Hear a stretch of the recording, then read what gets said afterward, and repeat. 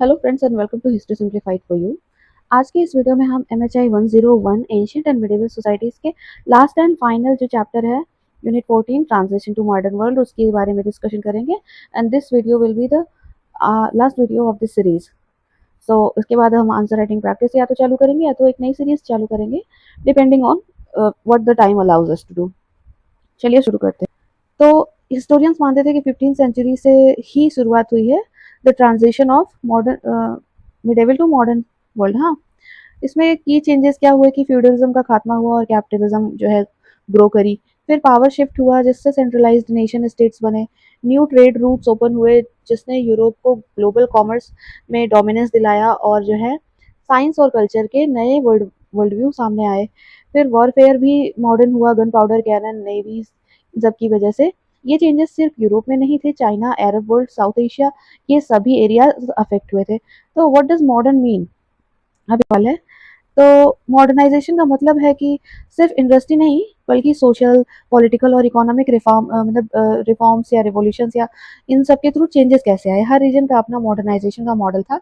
China और Arab world में पहले काफ़ी एडवांसमेंट थी, लेकिन 15th सेंचुरी के बाद स्टैग्नेशन आ गई थी एक तरह से वहाँ पे। जबकि यूरोप में नॉलेज असिमिलेट करके जो है रैपिड प्रोग्रेस किया 15th सेंचुरी के बाद, और वहाँ पे पहले जो है थोड़ी बैकवर्डनेस ज़्यादा थी। हिस्टोरियन मार्शल हॉट हॉट हॉटसन का कहना है कि रेनेसां ने मॉडर्निटी स्टार्ट करी और यूरोप ने अदर सिविलाइजेशन से भी काफ़ी कुछ सीख करके अब मतलब ग्रोथ हासिल करी। 19th सेंचुरी में यूरोपियन इंपीरियलिज्म की वजह से दुनिया भर में मॉडर्नाइजेशन जो है फैल गई और अब जो है पूरी दुनिया ही ग्लोबल हो गई। सब चीज़ें जो है ऑब्वियसली जल्दी पहुंच जाती है एक जगह से दूसरी जगह। फ्यूडलिज्म का डिक्लाइन पहला बात हम देखते हैं। तो डिक्लाइन ये था, लगभग 300 साल लंबा प्रोसेस था और ये एक स्लो प्रोसेस था। लेकिन इसका कारण ये था कि पॉपुलेशन प्रेशर थी, पीजेंट एक्सप्लॉयटेशन और हो रहे थे, उसकी वजह से पीजेंट्स का रिवोल्यूशन हुआ। ट्रेड और इमर्जिंग मार्केट्स जो है बढ़ रहे थे, अर्बनाइजेशन बढ़ रही थी जिससे कि अर्बन एरियाज में लेबर की भी डिमांड थी और वहाँ पे ज़्यादा प्रॉफिट्स थे। एग्रीकल्चरल ट्रांसफॉर्मेशन हो रहा था। पहले एग्रीकल्चरल टेक्नोलॉजीज उतनी नहीं थी, सीड्स को भी मॉडिफाई नहीं किया जाता था। तो थोड़ा थोड़ा जैसे एग्रीकल्चरल टेक्नोलॉजीज में चेंज आने लग गया, उसी हिसाब से एग्रीकल्चरल प्रोड्यूस बढ़ने लग गया। And more and more people got the chance to work in other sectors, other professional sectors. फिर उसके बाद रीजनल वेरिएशंस देख लेते हैं। तो वेस्टर्न यूरोप में फ्यूडलिज्म का कोलैप्स ज़्यादा जल्दी हुआ compare to Eastern and Central Europe, यहाँ पे लंबा तक चला। फिर अग्रेरियन इनोवेशंस में देखते हैं तो क्रॉप रोटेशन, इरिगेशन, ये सभी जो है अरब और चाइनीज सिस्टम से सीखी गई थी। इंग्लैंड का एनक्लोजर मूवमेंट यानी कि पीजेंट्स को हटा करके कैपिटलिस्ट फार्मिंग स्टार्ट कर दिया गया था इंग्लैंड में। बाल्टिक रीजन में यूरोप का काफ़ी जो है ग्रेन पैदा किया जाता था और वो वहाँ का ग्रेन हब बन गया था। उन्होंने काफ़ी सारे अरब एरिया को यूनिफाई किया और नेपोलियन के इजिप्ट में इन्वेजन की वजह से अरब मॉडर्नाइजेशन को और ज़्यादा पुश मिला। नेपोलियन ने इजिप्ट पर 1798 में जो है इन्वेजन किया था। तो फिर हम ट्रेडिंग एक्टिविटीज़ के बारे में, Europe became the centre of the trade, global trade. हाँ, 1492 में कोलंबस अमेरिका पहुंचा, 1498 में वास्को द गामा इंडिया पहुंचा, और इन लोगों ने पहुंचने के बाद जो है ट्रेड कनेक्शंस बिठाए और अपना जो है इन्फ्लुएंस बढ़ाया, अपनी कंट्री की रीच बढ़ाई, अपनी कंट्री के और बंदों को लेकर के आए, ट्रेड सेंटर स्थापित किए। फिर बाद में परमिशंस लेने के बाद फोर्टिफिकेशंस भी स्थापित किए। लोकल रूलर से कई बार समझौता करके, कई बार परमिशन लेकर के, और ज़्यादा पावरफुल हो जाने के बाद उनको जो है उनके साथ युद्ध करके भी इन लोगों ने अपने लिए एक सिक्योर जो है जगहें स्थापित कर ली इन अमेरिकन और Indian continent both, in American और एशियन कॉन्टिनेंट्स बोथ में बोल रही हूँ। तो क्या हुआ कि ट्रेड का कंट्रोल पहले पुर्तगाल और स्पेन के पास ज़्यादा था, लेकिन बाद में इंग्लिश, फ्रेंच और डच ट्रेडिंग कंपनीज भी ट्रेड में इंटरेस्ट लेने लग गई और ये इन्होंने भी काफ़ी जो है अपना जो है दबदबा क्रिएट किया। ट्रांस अटलांटिक ट्रेड ने ग्लोबल इकोनॉमी को इंटीग्रेट किया, यानी कि सिल्वर अमेरिका से आता था और यूरोप की इकोनॉमी को फ्यूल करता था। और अलग अलग क्षेत्रों से, जैसे कि अफ्रीकन कॉन्टिनेंट से कुछ अलग नेचुरल रिसोर्सेस, लेबर और पीपल, इन सबको लिया जाता था। फिर नॉर्थ और साउथ अमेरिका के कॉलोनीज से एग्रीकल्चरल प्रोडक्शन कराया जाता था।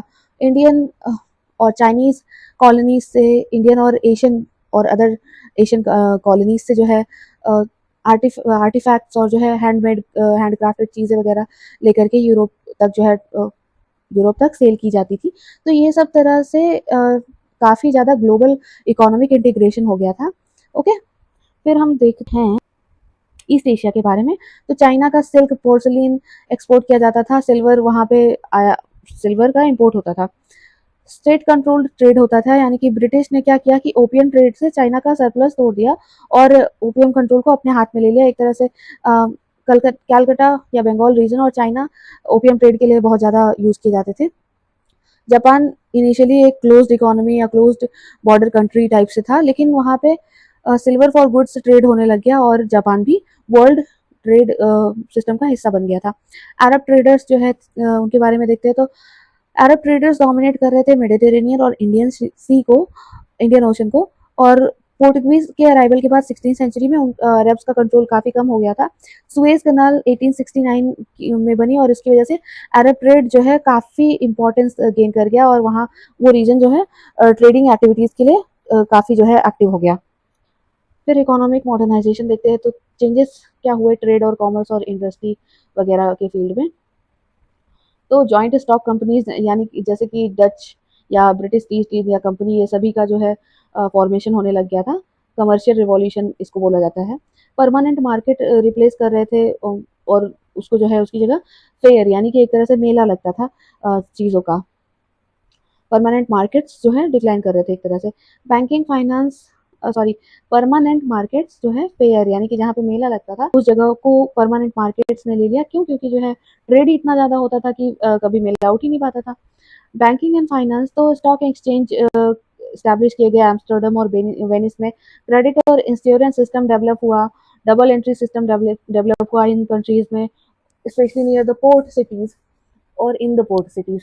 प्रोटो इंडस्ट्रियलाइजेशन हुआ, textile coal metal industries grow करी और इन्होंने इंडस्ट्रियल रिवॉल्यूशन के लिए भी रास्ते तैयार करे। ओके, कल्चरल ट्रांजिशन या ट्रांसफॉर्मेशन तो साइंस की वजह से गुटेनबर्ग जो प्रेस की स्थापना हुई थी 1450 में, उसकी वजह से नॉलेज स्प्रेड हुई। कॉपरनिकस, गैलीलियो, न्यूटन, इन सब ने जो है न्यू साइंटिफिक आइडियाज दिए जिसकी वजह से ओल्ड साइंटिफिक आइडियाज चेंज मतलब अनफॉलो कर दिए गए। चाइना के पास भी टेक्नोलॉजीज थी, गन पाउडर, कंपास, लेकिन यूरोप ने इसका ज़्यादा एग्रेसिव एप्लीकेशन किया और ज़्यादा ग्रोथ हासिल करी। और एक और फैक्टर है कि इस सब टाइम के दौरान शायद, आई एम नॉट श्योर, शायद चाइना में जो है फाइन आर्ट, ग्लास वगैरह मेकिंग में ज़्यादा ध्यान दिया जा रहा था, तो उन्होंने वारफेयर और इस सब पे ज़्यादा ध्यान नहीं दिया। या सिल्क या पोर्सलिन के ऊपर ज़्यादा ध्यान दे रहे थे, तो उन्होंने वारफेयर और ट्रेड पर इतना ज़्यादा काम नहीं किया था, बस इतना काम किया था सफिशिएंट इनफ। रिलीजन के बारे में देख लेते हैं तो रिलीजियस चेंजेस क्या हुए। 16th सेंचुरी में रिफॉर्मेशन हुआ, जो हमने पढ़ा था एक प्रोटेस्टेंटिज्म मूवमेंट के बारे में, वो हुआ। सेकुलरिज्म और इंडिविजुअलिज्म ने यूरोप का माइंडसेट चेंज कर दिया था। सोशल ट्रांसफॉर्मेशन में औरतों को ज़्यादा लिटरेसी मिली, पर ये पावर पोजीशन से बाहर थी। पर हाँ, वर्क फोर्स में औरतों का कंट्रीब्यूशन और बढ़ गया एक तरह से। प्रोटो इंडस्ट्रियलाइजेशन से अर्बन माइग्रेशन और न्यू सोशल क्लासेस भी बन गए। Okay, new methods of warfare तो अभी लास्ट यूनिट में हमने देखा था गन पाउडर ने वारफेयर टोटली चेंज कर दिया और फ्यूडल नाइट्स जो है ये इनका पावर कम हो गया, इनकी ज़रूरत भी नहीं पड़ने लग गई अब, क्योंकि स्टैंडिंग आर्मीज बन गई थी हर नेशन स्टेट के पास। नेवल वॉरफेयर काफ़ी इंपॉर्टेंट हो गया था, जैसे कि Spanish Spanish armada of 1588। Okay, और यूरोप ने मिलिट्री टेक्नोलॉजी का यूज़ करके एशिया, अफ्रीका और अमेरिका के कई सारे लैंड को, मतलब कई सारे पॉइंट्स को कॉलोनाइज किया और उसके बाद अपना इन्फ्लुएंस बढ़ाया उन जगहों पर। की मिलिट्री एडवांसमेंट्स और उनका एरा मैंने लिख दिया है।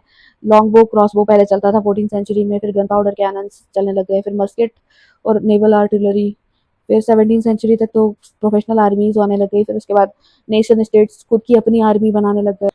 तो यूरोप की विजय क्यों हुई? इन सभी मामलों में यूरोप सबसे आगे क्यों रहा? तो यूरोप ने ग्लोबल डोमिनेंस कैसे अचीव किया? इसके लिए 3 फैक्टर्स इंपॉर्टेंट हैं। टेक्नोलॉजिकल सुपीरियरिटी, उनके पास ship, firearm, printing press ये सब था और उन्होंने इस सब टेक्नोलॉजीज़ को बस रखे नहीं रखा, टेक्नोलॉजीज़ उनके पास आई तो उन्होंने उसका यूज़ किया। That's why they went ahead. Capitalism Europe में ही ग्रो की हुई थी, ग्लोबल ट्रेड से वेल्थ आई और मिलिट्री फंड किया जा सका था, उनकी जो है पॉलिटिकल और मिलिट्री पावर बढ़ गई, so they could dominate. Scientific revolution भी यूरोप में हुआ था, रैशनल थॉट ने इनोवेशन को बूस्ट दिया था, जिससे कई सारे जो है अच्छे से अच्छे इनोवेशंस किए जा सके थे। और अगेन इनोवेशन होने का मतलब नहीं था कि उन्होंने बस इन्वेंट कर लिया और टेक्नोलॉजी रखे रहे like other parts of the world. उन्होंने उन टेक्नोलॉजीज को तुरंत इम्प्लीमेंट किया और अपने लिए मतलब उससे अपने फायदे का ही काम किया। चाइना और इस्लामिक वर्ल्ड एडवांस थे, लेकिन इंडस्ट्रियल ट्रांजिशन स्लो था। क्यों? क्योंकि उन्होंने इम्प्लीमेंट नहीं किया। अब समरी देखते हैं तो मॉडर्न वर्ल्ड का जो है फॉर्मेशन हुआ था, फ्यूडलिज्म के डिक्लाइन के बाद सेंट्रलाइज्ड स्टेट का राइज हुआ, न्यू ट्रेड रूट्स बने, यूरोप का जो है कमर्शियल डोमिनेंस बढ़ गया, साइंटिफिक एडवांसमेंट की वजह से new way of thinking I, लोगों को सोचने समझने की क्षमता बढ़ी, तो साइंटिफिक डिस्कवरीज भी बढ़ने लग गई, मिलिट्री पावर शिफ्ट होकर के प्रोफेशनल आर्मीज और नेवीज में तब्दील हो गया, और उसके बाद जो है स्टेट की खुद की जो है सेल्फ मेड स्टैंडिंग आर्मीज भी होने लग गई। यूरोप ने जो है साइंस, कैपिटलिज्म, वॉरफेयर, ये सभी एरियाज में मास्टरी हासिल करी, इसकी वजह से उनकी ग्लोबल सुप्रीमेसी भी इंश्योर हो पाई। So that was it for today's video, और this is the end of the MHI 101 series. Thankfully आज इस चैनल पे पहली सीरीज खत्म हो गई। अब हम नेक्स्ट सीरीज MHI 103 स्टार्ट करेंगे इसकी जगह पर, और ऐसी तरह से एक सीरीज खत्म होने के बाद दूसरी सीरीज कंटिन्यू होती रहेगी, and I hope to complete the complete syllabus of IGNOU MA history on this channel. तो आप लोगों का सपोर्ट बना रहा तो फिर मैं ऐसे ही काम करती रहूँगी, और ये इस चैनल पे जो है ये पूरा सिलेबस मैं कंप्लीट करवा भी दूंगी हर एक पेपर का। So keep watching and stay tuned, and thank you for watching. ढेर सारा शेयर करो, लाइक करो, सब्सक्राइब करो। क्यों? क्योंकि आज खुशी का दिन है कि पहली सीरीज कंप्लीट हो गई है। ओके।